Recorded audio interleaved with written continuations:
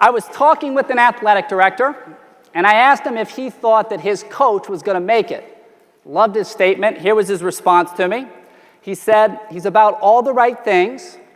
I just don't know if he can get it done here. I love that statement. Why? There's two parts to it. The first part is what? He's about all the right things. What does that mean? He's about the kids. He's about the team. He's about the program. But what's the second part mean? What does get it done mean? To win at the expectation level of the decision makers, right? So I was talking with a coach, and I said, what are you paid to do? And they said, develop people. And I said, let me ask you this. Let's say you do an unbelievable job developing people, but you lose. What happens? What do you think they said? We get fired, right? So what does that show us? That we're paid to win, right? Now, what's interesting about that is I'm going to share a little bit of background about me. I grew up in a small town playing basketball on a gravel driveway, and I had dreams when I was in high school of getting a Division I scholarship. What's interesting is I led the state of Missouri in scoring, didn't come true, had no offers, and so I thought in my mind the only way I could get a Division I scholarship without having to pay for school was what? Go to junior college. You know what I learned about junior college? It was the only team that I'd ever been on up to that point where no one wanted to be on it. Right? So when a coach walks in to a locker room and says, hey, we got to buy into this team, we're thinking, what? What's this guy on? None of us want to even be here. We were viewing it as a what? A pit stop. It was a stepping stone to get to the next level. But somehow my coach used that to his advantage and leveraged it against us. And so what he would do, he taught me a winning formula.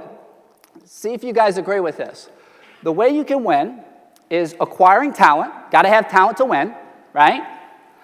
Managing people and executing strategy. Guys agree with that? So one of the things that we all have in common in this room is number 2, managing people. And that's what we're going to spend a lot of time on today. So what I'd like you to do in your notebooks is I'd like you to define these 2 words, behavior and character. And I'd like you to do it in 8 words or less. I'll give you guys a minute. So here's how we define it. We like to keep things really simple. So we define behavior as how you act, and we define character as who you are. So the first thing I want to focus on is how you act. We're going to talk about behavior. So I'm going to show you a clip of Bill Self. He's an outstanding basketball coach, University of Kansas, and this is something that he does in the fall to teach his guys the standards of behavior in his program.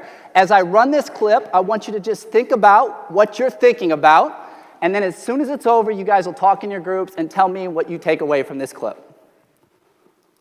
Our boot camp is 2 weeks in late September, early October, where anything goes. And they know coming in that for 24 hours a day, I can have them do anything at any time. If a kid is late to a class, if a kid has bad body language, if a kid looks at you the wrong way, if the kid is late to a tutoring session, I can literally work them out at 6 in the morning, condition them.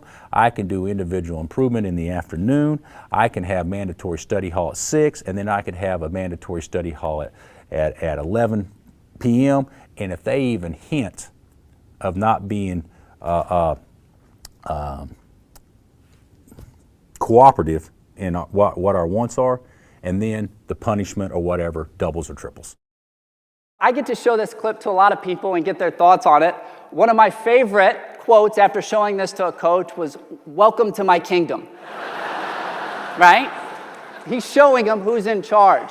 And I think that that's a model that a lot of coaches use at the highest level. And I'm not saying that that's a bad model. In fact, I think it's honorable that he's honest, because most people probably wouldn't say that on camera, right? And so he's telling the truth of how he does it. Now, what I'd like to do is I'd like you to think about this. If someone held a gun up to you, why would you comply with them? Fear. You fear for your life. So something important resides in their control when they hold the gun. What resides in their control? Your life. So whatever it is that they're asking you to do, your life might be more important than that, right? So how does that apply to coaching? I want you to take 1 minute and write down as many answers to this question as you can. What resides in the realm of control of a coach? Take a minute, write down as many as you can.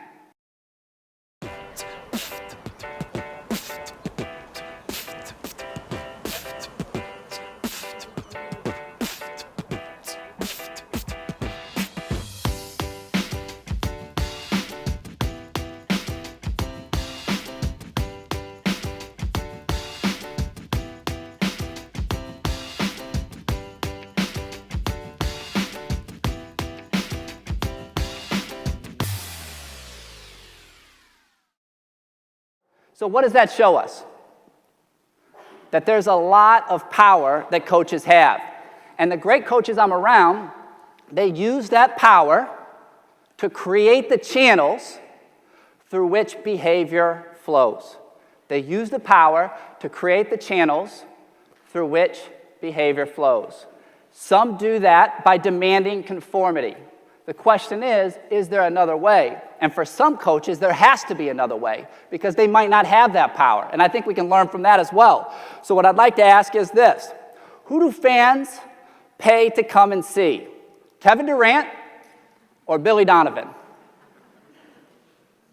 No one's like thinking, I want to go see what X's and O's Billy has tonight, right? So what does that show us?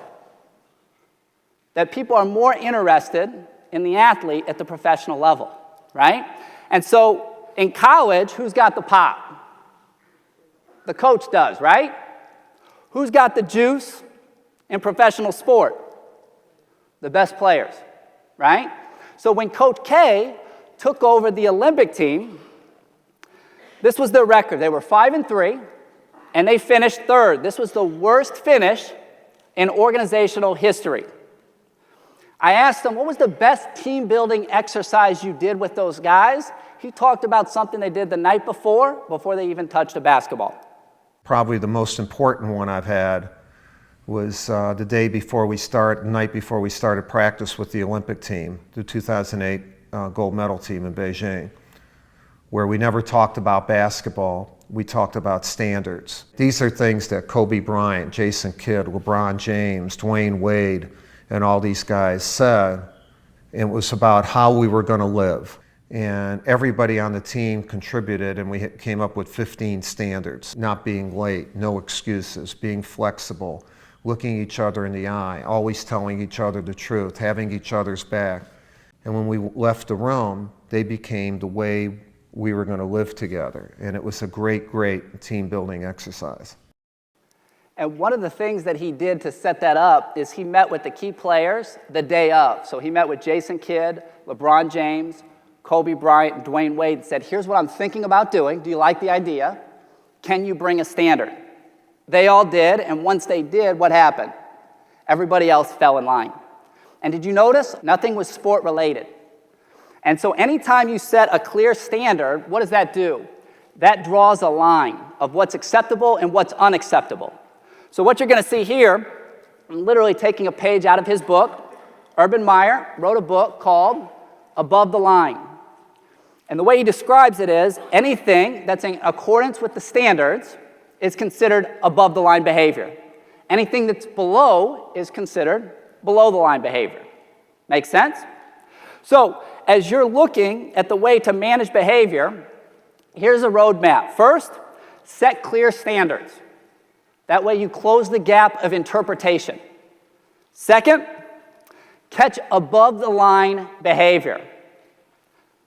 Third, manage below the line behavior. And this might be the art of coaching right here. And then the fourth, be the example of the standard. I heard a great line from an athletic director. He said, you know the hardest thing about standards? You are the standard. You're the physical manifestation of the standard. So you have to make sure you're not sending mixed signals.